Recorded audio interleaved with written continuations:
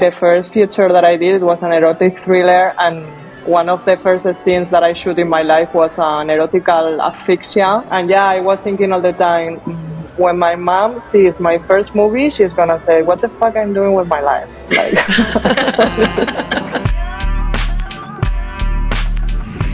Welcome to Shoot the Shit, a podcast that tells the unfiltered tales of filmmakers' craziest production and on-set experiences. Because every shit situation on set makes for a great story after. I'm Taylor, a director and editor. And I'm Kristen, also a director and editor and creative producer here at No Longer Network. And today we're speaking with Irene Cruz, who is a director of photography and a video artist. Welcome to the show, Irene. thank you so much for the invitation. I'm very happy to be here sharing my stories with you. We can't wait to hear about them. I'm sure we will. Just based off of what we've been reading as these little headlines that we're fed, we don't really know what your stories are just yet, but I'm already very intrigued. But to start off, do you want to give us like a little overview of your, time in the industry, what you've done so far? So I started kind of working with photography. So better said, photography came into my life when I was only 4 years old, because I was interested by it because of my father. He was a photographer, and then it was kind of my hobby since I'm very little. And then, of course, it was my way of communicating with the world and to share my stuff, and it became a way of living. So it's like I speak better photography than English or Spanish or anything else. So I'm very happy that I can make from my passion my career. And then professionally, I started in cinema properly in 2016, but I began with my first video art project in 2013, I can say, because I finished a master's on photography, and one of my teachers just encouraged me to express something in the video format. And at the beginning, I was like kind of hesitant about it, because it's like, no, I'm a photographer, I'm not doing video. And this opened a whole world for me, like introducing music, sound, movement. At the beginning, it was like just pictures in movement. And then I developed a personal kind of style. And also I'm doing cinema because one director saw my video art in a museum and told me, like, this is so special. You treat light like very well. So I want you to do my first feature film. So one of the facts of my career is that my first production was not a short film. I was not an assistant. I was not an auxiliary. I was not anything. I was director of photography from the beginning. So it's not very usual. And since then I didn't stop. No, it's not. No, that's amazing. And it's really cool that you kind of had, some exposure to just working with visuals from your father, and kind of perhaps growing up in that area and just kind of seeing him work and realizing that that's how you also expressed yourself. That's really cool. That's also kind of unusual if you think about it. So yeah, I'm awesome. not a technician. I'm an artist, I say always. I love that. I mean, that's definitely the way to view it is to make art out of it rather than sticking on the technical sides of things. But to jump in, I would love to hear about an orgy with Cara Delevingne, if I'm saying her name right. Okay, you want to start very strong, I see. Oh, I do. Indeed. So I got this job actually because I'm very good with social media. Maybe you found me also through Instagram, can be, I believe we did. And I'm a person who really wants to tell the world what I'm doing, what I mean. So I received an award from Canon. So I was one of the filmmakers of the future in 2021. And then I made some connections, and the director of this commercial was from the UK. Once someone posting a story, we need like a queer director of photography, female, based in Barcelona. And she thought that I was based in Barcelona. I'm actually in Berlin, Madrid, when I'm everywhere, mostly in Europe. Anyway, they contact me and they told me, like, just on the phone one day, like, I don't even have an agent. And I received a call like, okay, I'm the director of this series, so we are gonna shoot in Barcelona with Cara Delevingne, with Erika Last. Erika Last is one of the most known porn directors. I don't know if it's very known in America, but I think like in the industry of porn, she's the queen, no? And I already follow her work because one thing in my career is that I started doing erotic movies, not porn, but it was like kind of an erotic thriller. My first movie, Diana, directed by Alejo Moreno, was about how do you say, escort, and I don't know, it was like with a lot of sex scenes, and I don't think these people who were like producing Planet Sex, that is the series I shoot with Cara Delevingne, know about that, but I think the energies just connect us to the right people somehow. And I end up traveling to Barcelona with my first AC. Normally in the productions, I always count on him because he's my right hand. We say in Europe, I don't know if you say this expression there, but we can communicate. Okay, we can communicate with each other just to with gaze, and it's amazing because he's also my focus puller. So it's really a person that when I can, I took him with me. And yeah, it was Corona times. It was weird because they had the stick in our nose every fucking day. Can I say fucking? Sorry. Yeah, no, go ahead. Curse all you want. It also happened very sudden. So for 1 week to the other, I was shooting. So I think they called me, and it was holidays in Spain. Also, it was very difficult to contact like the rentals and everything because they want me also to organize some like equipment stuff. And nobody was asking because in Spain we have a lot of saints and people that we have to honor, and we have a lot of holidays, especially in December. That was when we did that. And so there was like the huge BBC, Hulu, and all these people telling us, okay, you have to do like to film what is happening on set because we are going to talk about ethical porn. And yeah, okay, ethical porn, but without nipples, without tits, without dicks, without anything, I had only to film an orgy with feet and backs. And it was really a challenge because they were all messed up. Yeah, I would say very so. crazy. Oh my gosh. And this is for a commercial? That was for a series that is called Planet Sex by Cara Delevingne. Okay. So it's like a 6 episode series that is, I think it's in Hulu. Like you can watch it online. In America, it premiered. Yeah, please do. It's also very well done, and I think like working with Cara was very nice. So she was living in a jet lag, and I do understand her because when I was in Los Angeles, I had a jet lag for 1 month. What was your approach to shooting this without being able to like be more explicit, I guess, if we want to call nipples explicit? Yeah, so I was shooting with a Zoom, because it's like, okay, I have to take details.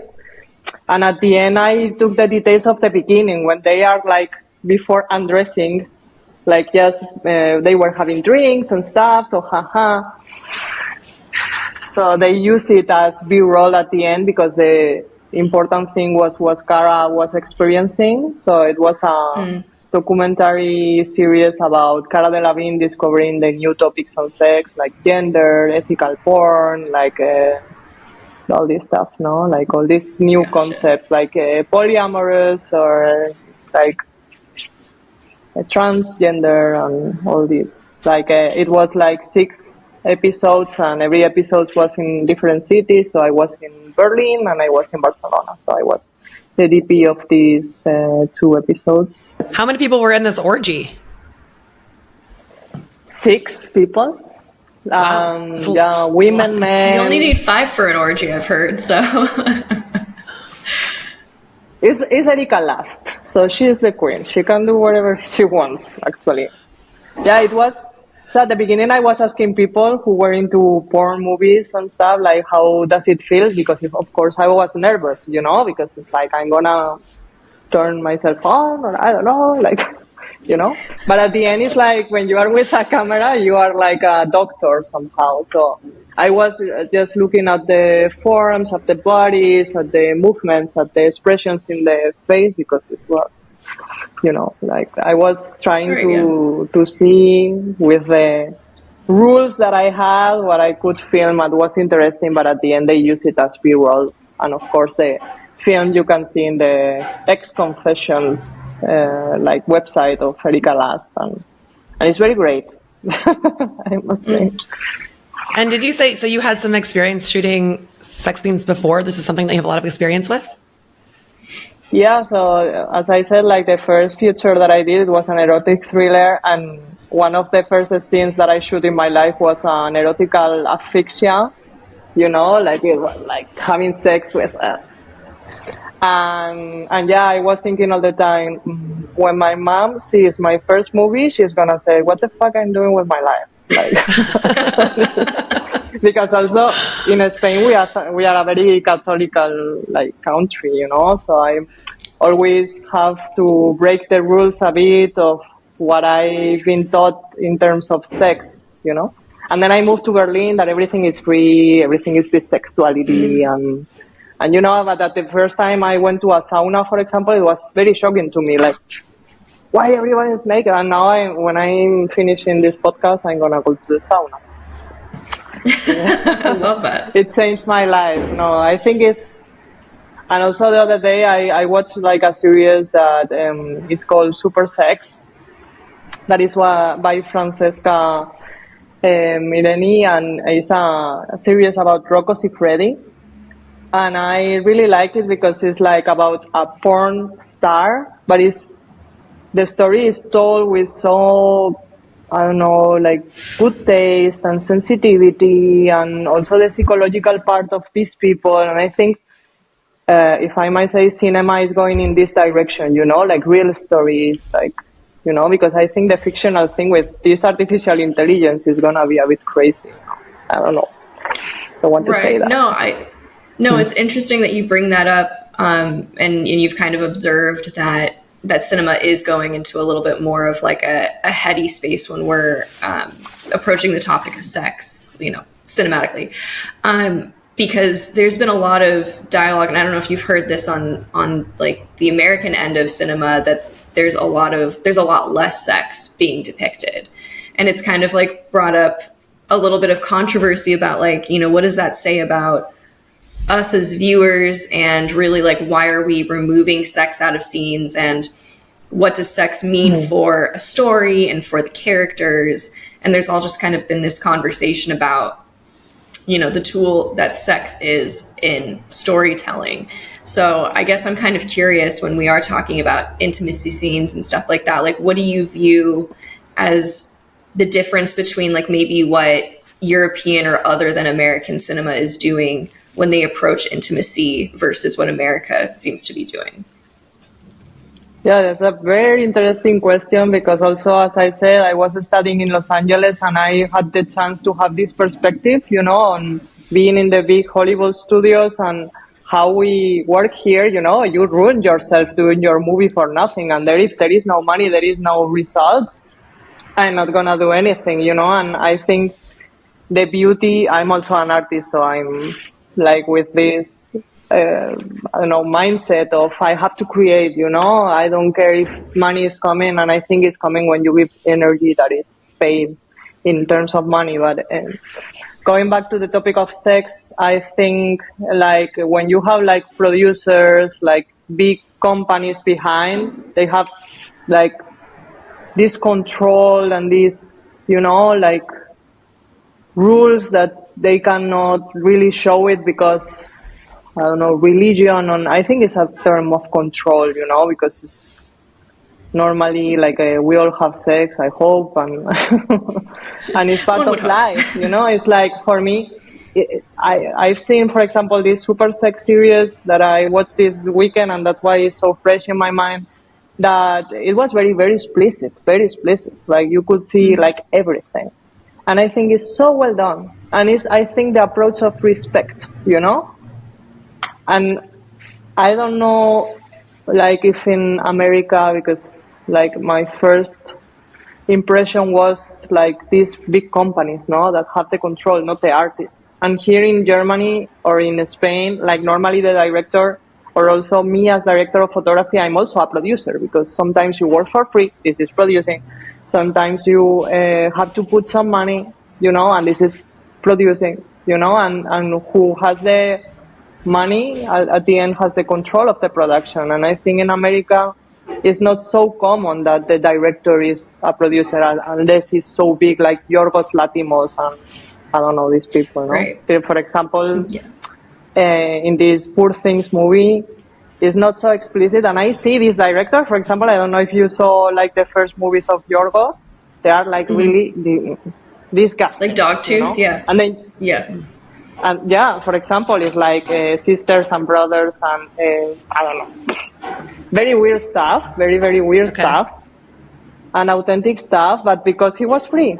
And now he did Poor Things, and they are talking about like prostitution, but you cannot see really anything, like, Right, but yet still Americans are like, a lot of Americans are like, oh, but there's so much sex in this movie. But like, it is censored in a certain way. It's not as out there as, he probably could have done it. Yeah, so I always say that Yorgos sold his soul to Hollywood, and it's very wise, because he is there, but it's not Yorgos anymore for me.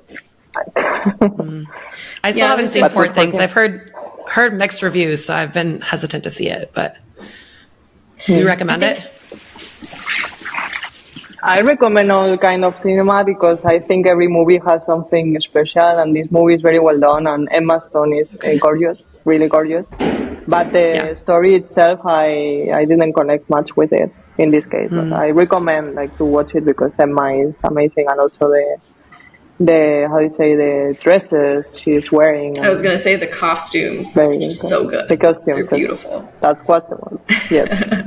They're very beautiful. Okay, I may have to see it for just that reason alone then.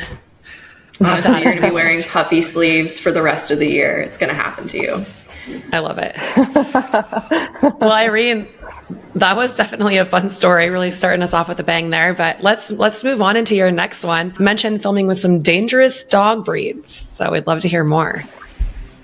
Okay. That was in Tiana, the first feature movie. The first feature movie I shoot, it had everything, all the challenges possible. And there was a part that there is a dog, and it has to be a dog that was like really, really wild, and that can scare the character. That the character was a man, like was very strong and was very big, and also we needed like a big dog to make him say, okay, I'm gonna do whatever you want. Like a threaten, like a gun. This dog has to be a gun, like, really. And, very aggressive. Okay, we look, production, we're looking on the internet, like, dogs that are actor dogs, like, every dog earned more than any person in this production per day. Like, really, the dog was the king, like 3 times my rate, like, fucking dog, No way. And because it's... For real? Yeah, totally. Yeah, for real. And also it had like 2 trainers and stuff, like, And then we brought the first, like the most, like a pit bull dog, like, I was scared, like, I don't want to be very close to him. And then it was like, we told the trainer the dog has to bark when we say, I will give you a sign, and then the dog has to bark. And they put some cheese in this part of the ear of the actor, because the dog was reacting to that somehow. I don't know about training dogs, but it was like this. We said, okay. They put cheese in the actor's ear. For real? Yes. Oh my God. So wild. You did it. You wanted the best story. This is the best story. Oh my God. But the dog was our best friend, really. He was not barking, he was doing anything. He was like our best friend. So after one day of shoot, because also time is running, and it's not the dog, it's like the rentals, the house, the actors, the camera, like everyone. It was, we all losing our time, and the dog, like being your best friend. So we had to switch dog. And okay, we are gonna go not to the pit bull, we are gonna go to the Rottweiler. It's a bit smaller, but okay, it works. Let's try with this one. Also, the dog gets paid, works or not, like losing money all the time. And then the second day the dog came, and same story. It was not with cheese, but it was with another whatever snack. And dogs were reacting when they won. Then he went out, and then we did the slate, and the dog was not here. And the trainer said, "No, I don't know what's happening today because maybe he is not his day." And it's like another day we lost, and then we. So wait, both of these dogs were supposed to act like aggressive and barking, and instead they were all docile and nice, and they weren't doing any of it. Yeah, scam. Oh my god! So 2 failed dogs. Yeah, so then we go for the third option in the dog's manager, and it was like kind of a hunting dog. That it was not so big, that it was like the typical hunting dog, like the one that is like not so big, like, how do you say thick? Like not like muscular, yeah. Yeah, as a muscular. So this one was amazing. Was doing what we wanted, the time we wanted. Like it was not the best, like good-looking dog, but it was doing the work. So it was great, and it was very nice experience to work with this dog. And also the trainer was nicer. So sometimes the appearance is not the best on choosing dogs, and this is something I learned. Like try the dog before you hire it, because we had to fire 2 dogs. Oh my god, that's wild. So does the third dog, do they actually like bark on command? The third one? Yes. That's impressive. I can send you the video if you want, and you can see that the dog is scared. And also the editing of the movie, because the editor just cut it a lot of times. I mean, wow, wow, wow. And maybe with sound effects, it was working. So sometimes on set, you say like, okay, I don't know if people are going to believe that. I was filming there like, okay, it's what it is. We don't have much more money for dogs, but it really works in the movie at the end. So I can really cut this part of the video and send you if you want, like, to show the audience. Like the dog. I would love to see it. That would be awesome. Just splice it in right here into the episode. I was going to ask about working with animals in general, but I'll ask that after I learn about the horses for Dior, which I'm a big horse girl, so I would love to know more about horses for Dior. So for me, like, photography and horses have been my whole life. And this is kind of personal, but I had a very big illness when I was like a teenager, and my healing were horses. Totally. Like I had a big scoliosis that I had to do a surgery, and I could barely do anything for a year. And I got the surgery by a doctor who told me, in 1 year, you are going to be riding horses again. And I'm totally sure that this in my head helped me to heal so fast, because my healing was so fast. Like they told me, no, you are going to stay in the hospital 2 weeks. And at the end, in 5 days, I was walking out the hospital with my feet, Wow. Nice. It's like, because every day I was thinking, there is 1 day left to ride horses. And that was my passion totally. And I spent this year just taking photos of horses. So also when Dior came to me and told me, okay, we want you to do the new campaign, because it was inspired in Sevilla. They found me because of my personal portfolio. That's why I thought it was interesting to say that I'm video artist, because my video art had like a very specific light. And the very specific light is the light of Berlin that is totally blue. But they told me, briefing. We want your light in Sevilla. You know where is Sevilla? Sevilla is South Spain, and it's the closest thing to the desert that you have in Spain. Like in Sevilla, they have like 50 degrees, I don't know in Fahrenheit, but it's very, very warm. You cannot stay in the sun with this weather. And we want your light in Sevilla, the longest day in the year, 23rd of June. And I know because and the 21st is my birthday, so it was like, okay, challenge accepted, because it was Dior, and you have to do it for Dior, because you can ask whatever you want. And one of the things I asked was, I want a horse. And they sent me, yes. It was, what do you want for your photo shoot? This is the clothes, this is the models, this is the places you can choose. And it's like, okay, in your briefing, there was a horse somewhere because they wanted to inspire the campaign in the Andalusian culture.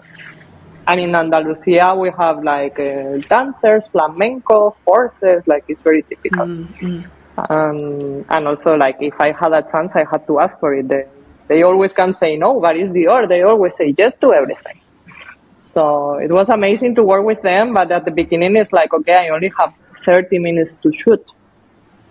Because the You blue only have hour 30 minutes? here, Oh, because of the timing. Yeah. I was going to say, do you want to explain what blue hour is for those who might maybe don't know?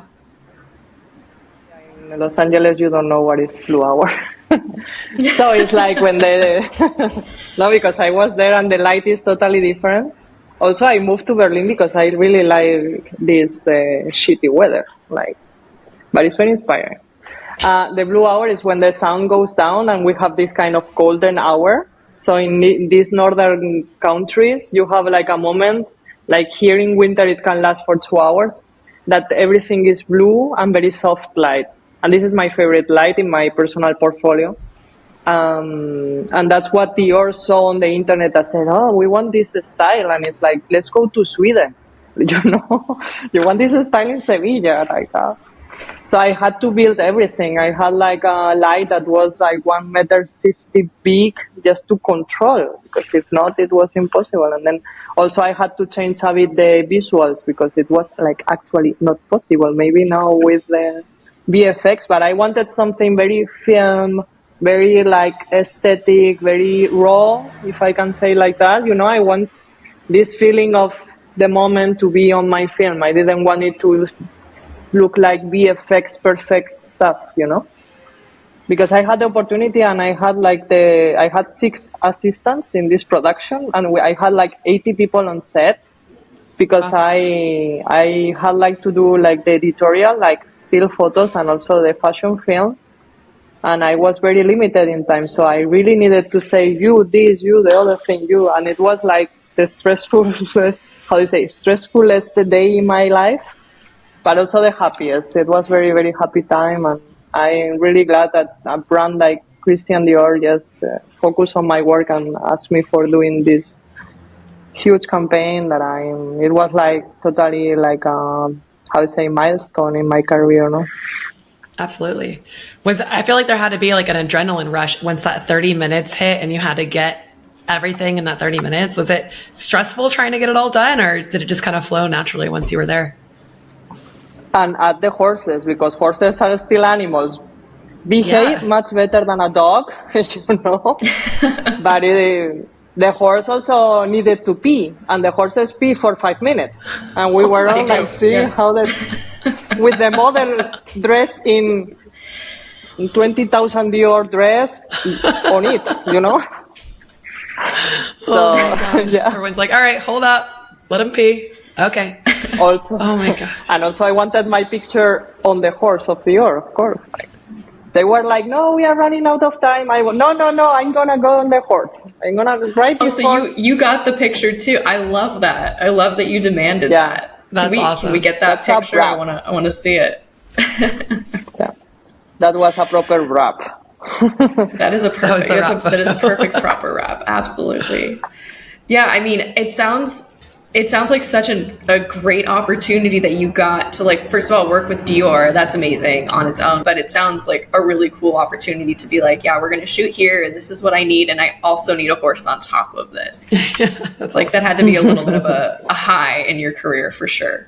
So going back to working with animals, you've worked with dogs, you've worked with horses. It sounds like horses are easier, but like, what kind of like advice would you give people who maybe haven't worked with animals on set? Is there any kind of like way that you approach it, or you see directors approach it or producers approach it that works better than the other? Or is it just kind of like a crapshoot, like whatever animal shows up on set, you can't really, decipher what they're going to do or what they're going to be like that day? So I think animals are very, very sensitive to energies and to if people are like yelling, shouting, like stressing, the animal is getting that and they are not really behaving. You know, like when the dog doesn't do something and everyone starts to be nervous, the dog is getting worse, you know, unless it's more professional than the third dog. But I think like animals need kind of like this calm energy, like where they can feel safe, because an animal is programmed just to run away if it needs, you know, like if also horses, you know, horses, Kristen, is like they are like the most scared animals in the world. Like they see Oh a yeah, fly, they're flight animals. Yes, yeah, they are like really. exactly. And I think you have to take into consideration that it's also important that they have the trainer or someone they know on set, because you can be a dog lover, but if the dog doesn't know you, like you can do anything. Maybe with a cat of a hamster it's working, but not with a dog of a horse or an animal that is more nervous, so to say. No, like I think the advice here is like patience, and also if you are DP, for example, like me, and you are an animal lover, it makes things easier, you know, because I know many people that are, doesn't like animals and stuff. I don't can understand, but that happens. No? And I think when you try to connect with them, they can make it or not, because some animals need some trust, but at least it helps. Yeah. Does food yeah, tend to be the primary way that they motivate the animals to get the performance that you need? It's their love language, you know. So yeah, yeah. Every animal respond to any snack, you know. Like with the horse, it was easier because I think they were very well trained, and they well trained for, like, you know, dance in a scenario. Like there were like horses that since they are like little, they grow up with trainers, you know, because they dance. Like there is like a very common thing in Spain, like it's a show that the flamenco dances with a horse, and I think these horses were like top quality premium, you know, horses. So the dogs not, but the horse was really really like good, like very nice. Yeah. I can't even imagine getting my dogs to behave enough to be on a film set. Like, I'm just impressed that dog can in any way. So it's kind of amazing to me. Enjoying this episode? A bonus story drops next week. Subscribe below so you don't miss it. While you're there, please give us a like. It really helps us out. Is there anywhere people can follow you online to kind of follow your journey and what you're up to? Yeah, so you can find me on, I don't know how to say, because it's like my name is Irene, but you guys say Irene. So it's Oh my Irene Cruz. gosh. I'm sorry. You could have corrected me. We've been botching it the whole time. No, it's fine. I'm also responding to Irene now. So it's Irene Cruz, like Penelope.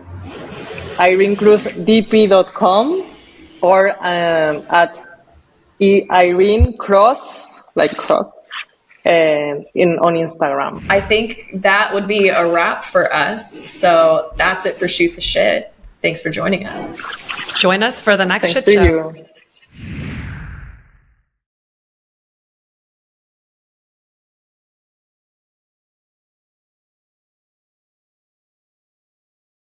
No longer network.